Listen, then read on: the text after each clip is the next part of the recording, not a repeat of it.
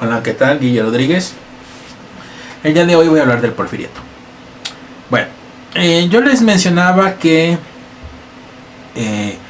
tras Tecoac, la victoria obtenida en Tecoac, Porfirio Díaz asume la presidencia de facto en 1876 y después mediante elecciones en 1877. El Porfiriato finaliza hasta 1911, salvo 4 años, que es 80-84, que es la gestión del compadre Porfirio Díaz, Manuel González, el Manco. El resto de las gestiones estuvieron encabezadas por Porfirio Díaz Mori, José de la Cruz Porfirio Díaz Mori. Cuando hablamos del Porfiriato, también hay que entender algo. El contexto internacional va a favorecer a Porfirio Díaz. Muy pocos conflictos tendrá Europa en su continente. Realmente el conflicto que tendrá o los conflictos que tendrán las naciones europeas se van a dar en otras latitudes, en otros continentes. Por eso es importante entender que el Porfiriato, que va de 1876 a 1911, va a tener 3 etapas para su análisis. En la primera etapa, que va de 1876 a 1890, es una etapa de pacificación. Es cierto, en gran medida a que el gabinete de Porfirio Díaz era dominado por militares, aunque poco a poco también el Porfirio Díaz va a incorporar a los positivistas, en que nosotros lo conocemos como los llamados científicos. La idea de pacificar el país era atraer la inversión extranjera, porque Porfirio Díaz era muy consciente que los extranjeros tenían el dinero y que México tenía los recursos, pero la única forma de atraerlos era hacer atractiva, ¿no?, la inversión en nuestro país. Por eso, pacificando el país se podía. De igual forma, unificarlo, y en ese tenor va a ser en gran medida al ferrocarril. Cuando un territorio tenía alguna sequía, lo que hacía el ferrocarril en menos tiempo trasladar los excedentes de un sitio a otro para evitar alguna rebelión. De la misma forma, cuando estallaba una rebelión, el propio ferrocarril llevaba refuerzos en menor tiempo a los sitios donde estaba la rebelión y los calmaba. Por lo tanto, también con el ferrocarril México se va a poder unir el norte, el centro y el sur. Cabe aclarar que el norte, aunque empezó a poblarse con Benito Juárez, o en tiempos de Benito Juárez durante la República restaurada, ahora con el Porfiriato aún más. El norte comienza a poblarse porque aquellos centros, tanto en el centro como en el sur, que estaban sobrepoblados, comenzaban a descargarse gracias al ferrocarril que los llevaba hacia el norte de nuestro país. Cabe aclarar algo: algunos de los que llegaron a habitar el norte del país eran antiguos combatientes que fueron contratados como pequeñas milicias, entre comillas el término milicias, digamos como fuerzas de ataque y de defensa contra los pueblos nativos.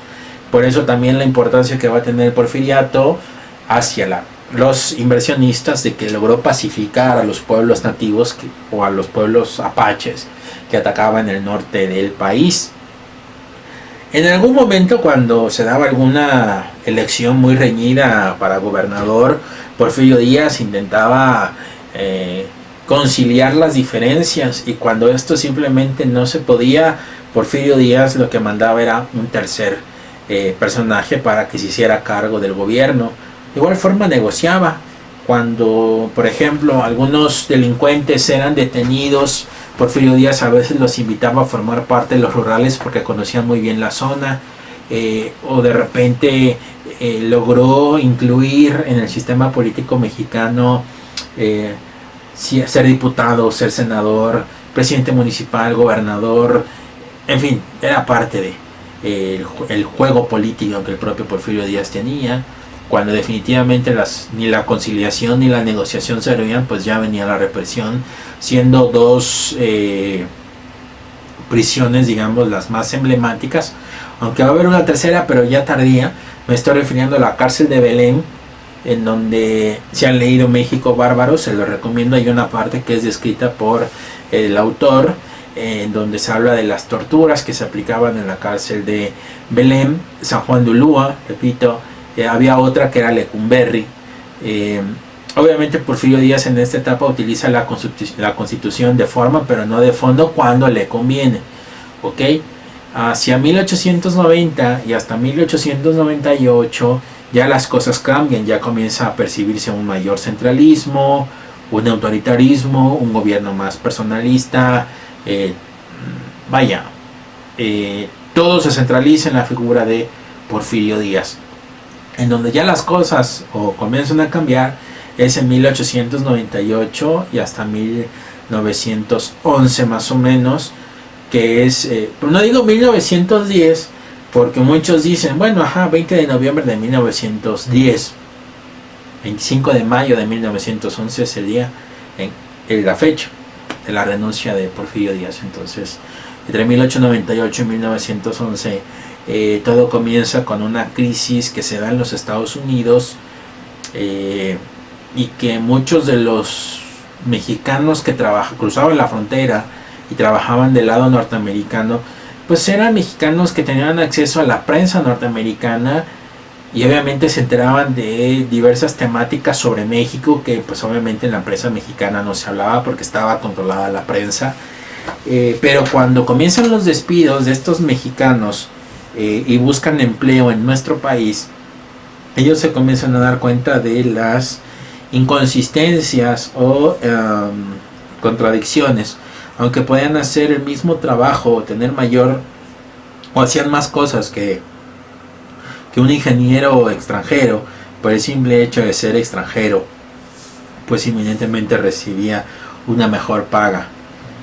No vaya muy lejos, todavía sigue existiendo eso en diversas empresas.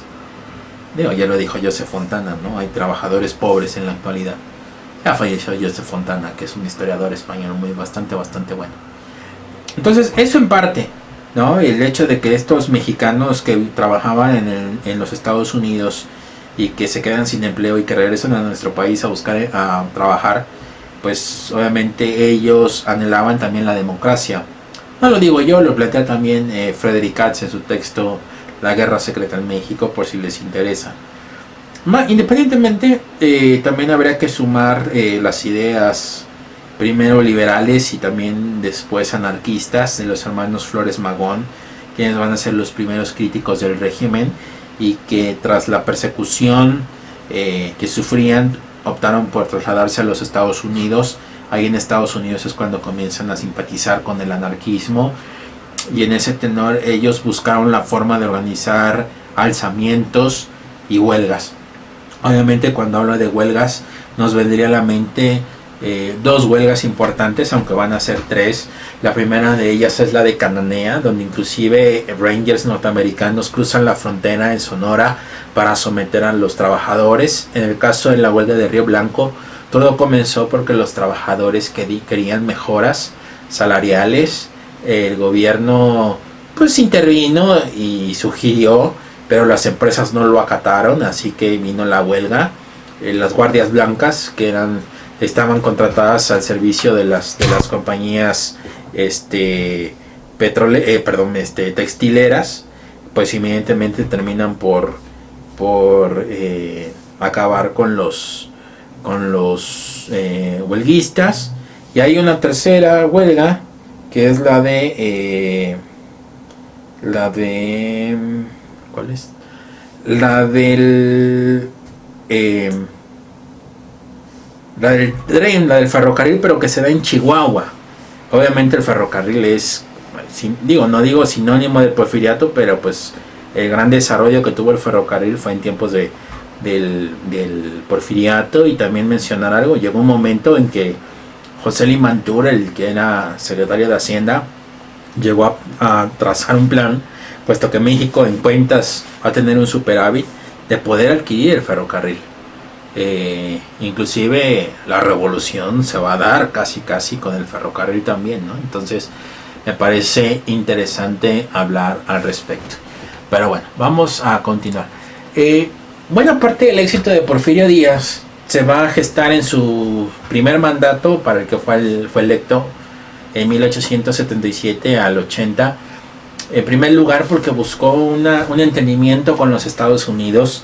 Los Estados Unidos, después de la guerra civil, condicionaron mucho el reconocimiento a los gobiernos, a cambio de, bueno, sobre todo los gobiernos mexicanos, a cambio de obtener algunas concesiones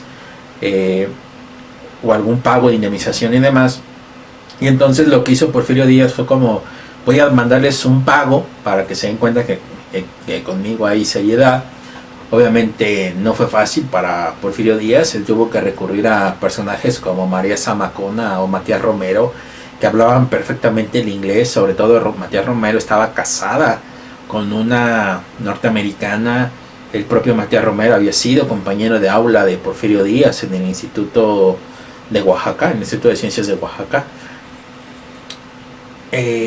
Entonces con Matías Romero y Zamacona buscaban convencer a los norteamericanos de reconocer a Porfirio Díaz, de que Porfirio Díaz quería hacer bien las cosas. Lo que hizo Porfirio Díaz fue invitar a un grupo de empresarios de Chicago para que viajaran a México. Los llevó de un lado a otro, los cansó literalmente, pero digamos los enamoró de las riquezas que tenía el país, y que a cambio de que convencieran al gobierno norteamericano de reconocer a Díaz, y él iba a darles facilidades a los empresarios para invertir y sacar ventaja de nuestro país con las llamadas concesiones. No fue fácil porque se necesitaba modificar la constitución, la del 57, y obviamente esa labor le va a tocar a Manuel González, sobre todo en cuanto al tema del subsuelo, que después en la constitución de 1917, en el artículo 27 de la constitución, va a ser el que provoque ciertas tensiones con los extranjeros por el tema de la riqueza, ¿no? De los recursos que se extraían del subsuelo. En política exterior también destacar algo fundamental es que Porfirio Díaz se dio cuenta que Estados Unidos era un gran aliado, pero también era necesario buscar el equilibrio. Entonces por ello se acerca con Europa, aprovechando también los primeros esfuerzos que hizo Lerdo de Tejada para restablecer relaciones con España, con Francia, con Gran Bretaña. En algunas relaciones también Porfirio Díaz contó con suerte.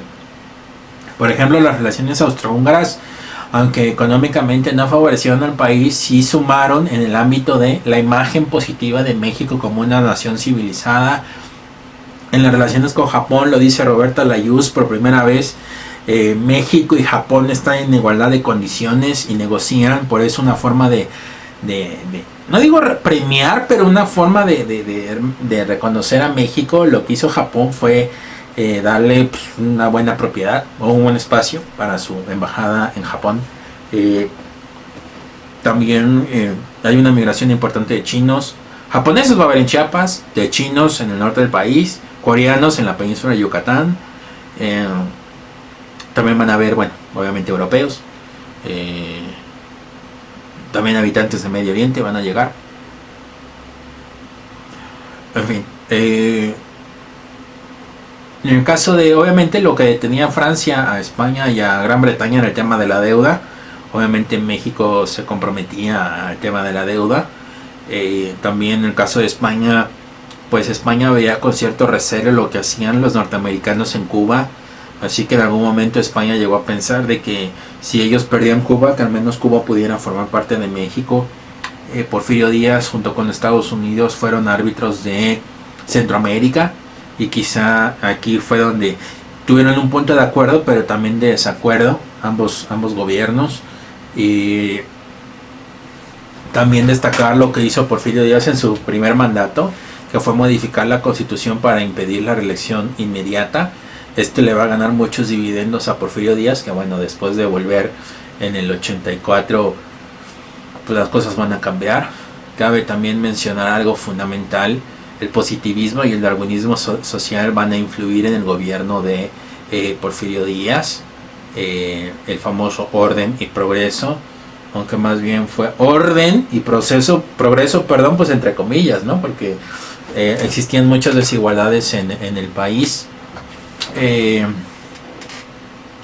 También, bueno, ya volviendo al tema de la crisis del porfiriato, habría que sumar la crisis que se va a dar en el Triángulo, que es Sonora, Chihuahua y Coahuila.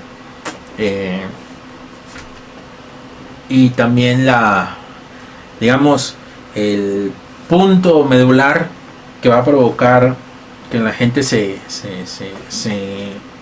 vuelva eufórica, o que tenga euforia por los siguientes acontecimientos, es porque Porfirio Díaz en 1908 dejó entrever en una entrevista que le hizo al periodista James Krillman de Versus Magazine que México estaba preparado para la democracia. Entonces esto pues va a provocar que muchos grupos cercanos y no cercanos a Porfirio Díaz buscaran participar en las elecciones, como Madero, por ejemplo, con su pequeño partido en Coahuila, pero sobre todo Bernardo Reyes, que era el ministro de guerra de Porfirio Díaz, intente o aspire a la presidencia por su propia cuenta, con su propio movimiento, pero no sabía lo que iba a pasar. Y aquí les va. Resulta que en 1904, o para las elecciones de 1904, ya muchos de los colaboradores de Porfirio Díaz sabían que la única forma de llegar a ser presidente era esperando la muerte del gran elector. Por ello, cuando Porfirio Díaz propone la creación de la vicepresidencia, los dos grupos políticos que son cercanos a Porfirio Díaz, los militares y los científicos, pues obviamente dicen, el que tenga la presidencia, cuando muere el gran elector, tiene la presidencia asegurada. Esto lo narra José Limantur en su autobiografía, que en algún momento Porfirio Díaz le recomendó, no le recomendó, pero le pidió que formara un partido Estado. Limantur pensó que puede ser elegido a la vicepresidencia y no fue así. Fue Ramón Corral, pero a fin de cuentas Ramón Corral formaba parte del partido de los científicos. Entonces, al ver que Porfirio Díaz simpatizaba más con los científicos que con los militares, pues esto convenció a Reyes en 1908 de que él podía presentarse a la candidatura por su propio movimiento. Así que en Nuevo León se va a crear el movimiento del reyismo, surge el reyismo. Y cuando ya pues, no digo faltaba poco, pero pues ya se acercaba, digamos, el año de las elecciones, Porfirio Díaz, en una jugada magistral, se deshace de Bernardo Reyes, obliga a que Reyes renuncie al gabinete y lo manda a una misión a Europa, dejando al reyismo sin un líder. Pero lo que Porfirio no sabía es que ese movimiento encontraría en un pequeño hacendado de nombre Madero al quien se convertiría en el David, ¿no? Que derrotaría a Goliat. Estoy diciendo metafóricamente hablando, ¿no? Madero era bajito, con su barba, que inclusive en las caricaturas de la época se burlaban, ¿no? Le daban una apariencia de schnauzer. Se va a convertir en el famoso apóstol de la democracia y va a estar detrás de la caída. Cabe mencionar que Francisco Ignacio Madero González, no es Inocencio, no es Indalecio, es Ignacio, con Y, con Y diríamos. Francisco Ignacio Madero González había publicado en 1908 un libro conocido como La sucesión presidencial en 1910. Francisco pertenecía a una de las familias más acaudaladas de México. Su abuelo Evaristo se había hecho rico durante el porfiriato. Cuenta a Frederick Katz que probablemente los motivos que llevaron a Madero a distanciarse del porfiriato tienen que ver con lo siguiente: un horno de fundición que Porfirio pidió que no lo hicieran porque afectaba lo que diríamos hoy el Parque Fundidora. Obviamente la fundidora en aquella época, hoy es Parque Fundidora. 2, una presa también que afectaba a intereses extranjeros, y la producción del guayule que atentaba contra el Enequén en Yucatán. Esto, repito, lo plantea Frederick Katz, se llama La guerra secreta en México, este es su libro. Dejémoslo de lado. Resulta que Madero participa en el proceso electoral y en un mitin en Nuevo León es detenido y es trasladado a San Luis, a la cárcel de San Luis Potosí. Ahí se da la elección y gana Porfirio Díaz junto con Ramón Corral, y Madero, que era candidato por el Partido Nacional Antirreeleccionista junto con Emilio Vázquez Gómez, Si es Emilio Vázquez Gómez, permítanme tantito. Es que... permítanme.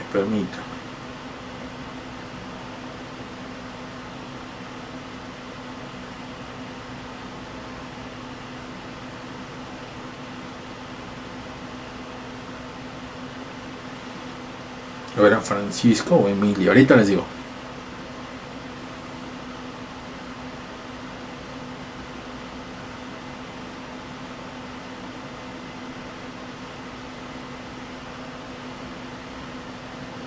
Emilio Vázquez Gómez. Su compañero de fórmula era Emilio Vázquez Gómez. Pues obviamente no pueden participar en el proceso electoral porque está más que nada Madero está detenido. Después de la elección, Porfirio Díaz pues solamente es visitado para que libere a Madero, deja entrever que pues, él no es el responsable, que para eso están las autoridades y que sean las autoridades las que juzguen conveniente lo que hay que hacer con Madero. Madero logra salir de la cárcel, pero no puede abandonar San Luis Potosí porque está a la espera de su juicio.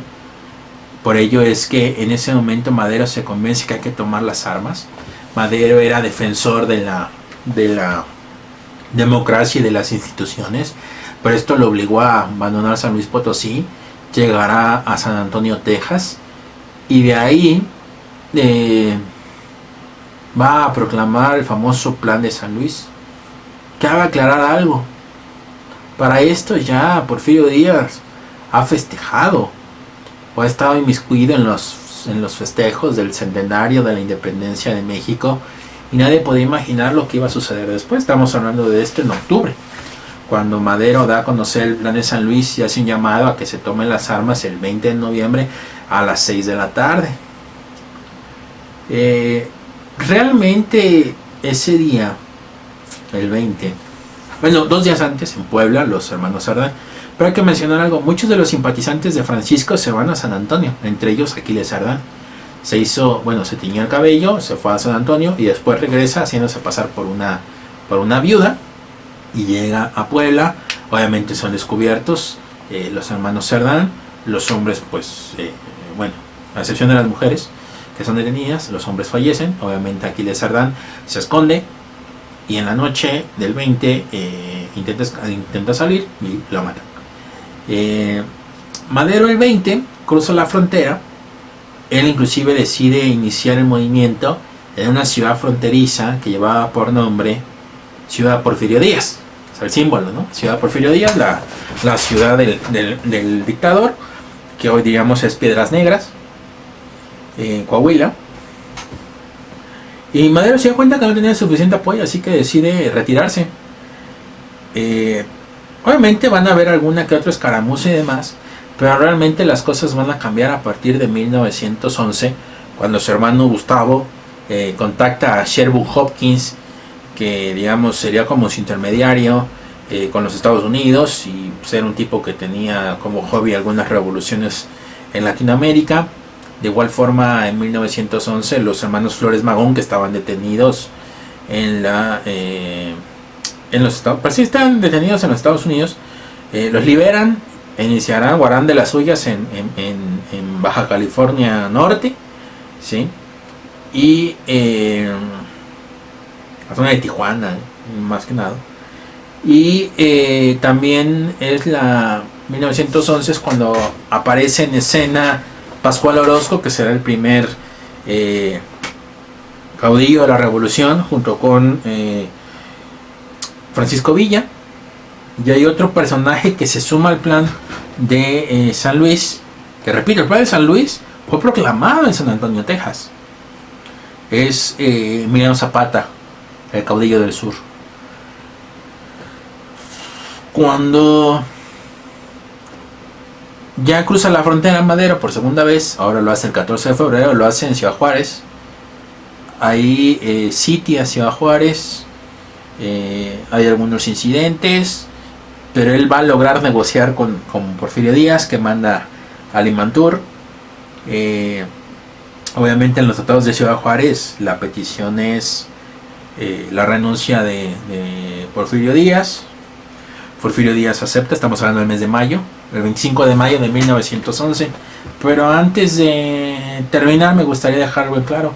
Aquí comienzan los errores de Madero, porque Madero en el plan de San Luis dijo que él se proclamaba presidente de México, y en las negociaciones de Ciudad Juárez acepta que Porfirio Díaz deje la presidencia en un presidente interino de nombre Francisco León de la Barra. Y aquí comenzarán los problemas para Porfirio Díaz. Puso de rodilla Porfirio Díaz, pero ahí ya repito, son los problemas de Madero, pero puso de rodilla Porfirio Díaz. Y en fin, ¿por qué Francisco León de la Barra y por qué la importancia de dejar a León de la Barra por parte de Porfirio? León de la Barra en ese momento era había sido el embajador de México en los Estados Unidos, entonces quería, digamos, garantizar que los Estados Unidos no podían hacer alguna invasión hacia México. Quiero aclarar algo para este entorno, contexto. La relación entre Porfirio Díaz y los Estados Unidos es tensa, en parte por Bahía Magdalena, que era un puesto en la península de Baja California que era utilizado como una base de cargueo o de una base de carga de carbón para alimentar los barcos y se pudieran mover. También se habla del incidente con José Santos Zelaya, el presidente de Nicaragua, que recibió exilio en México. En fin, varios elementos también que ya habían provocado no digo rompimiento, pero sí ya este distanciamiento entre Estados Unidos y el gobierno de Porfirio Díaz. Así que Porfirio Díaz, por eso es que pide que León de la Barra se convierta en presidente interino y ya que se entretengan entre ellos. Porfirio Díaz, antes de partir, dejó entrever que Madero se había ganado, o se había sacado más bien, el tigre en la rifa. Y bueno, así termina el Porfiriato. Yo les recomiendo, repito, el texto de Frederick Katz, La Guerra Secreta en México, que puede ser de gran utilidad para ustedes. Pues nada, aquí la vamos a dejar, nos vemos, hasta luego.